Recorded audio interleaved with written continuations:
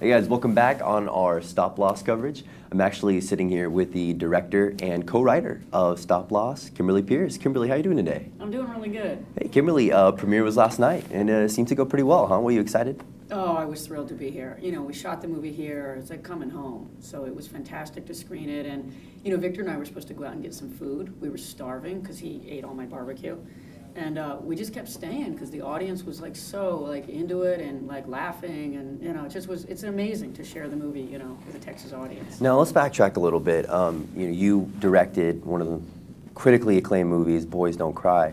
How was it going from a movie like that, you know, to a war movie?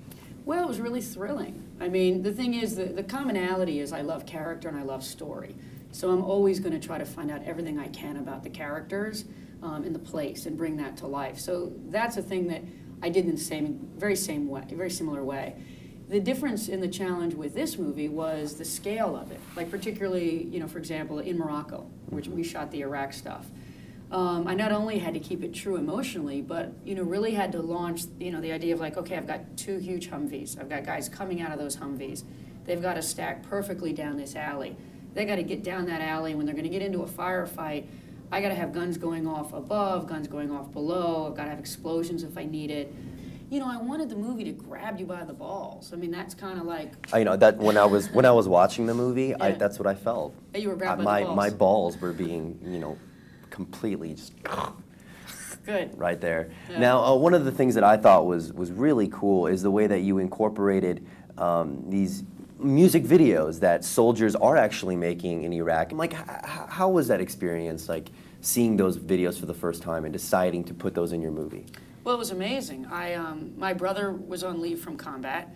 It was Thanksgiving. I was in my mother's house. I heard, "Let the bodies hit the floor, let the bodies hit the floor." And I walked in and I looked over his shoulder and I saw these images that had been shot with a one-chip camera, either put on a sandbag, you know, put on top of a gun turret, wired into a Humvee, in a guy's helmet, or just sitting on the ground. And they had just captured combat and the war experience like unadulterated, unfiltered. Then they went back and they cut it to music, you know, courtesy the Red, White, and Blue, I'm an American Soldier. I'm like a huge Toby Keith fan. So that just like was great. Or rock music, you know, the Drowning Pool, Let the Bodies Hit the Floor, a lot of Linkin Park, a lot of AC/DC. And I looked at it and I was like, this is like a cultural anthropological find. This is the heart and soul of these soldiers' lives. And this is a combat in a movie for another generation. Your generation, who is the YouTube generation. They pick up a video camera, you guys film yourselves, you film your friends, you put it on the internet. Only that's what soldiers are doing. So for me, the whole movie had to be born out of that kind of honesty and that energy and that experience. You know, Kimberly, it was a fantastic movie. I really enjoyed it. And thank you so much for sitting down, being able to talk about the film, you know, going through it. I really appreciate it. And it was eye-opening. Thank you very much. Thank you so much. Real pleasure.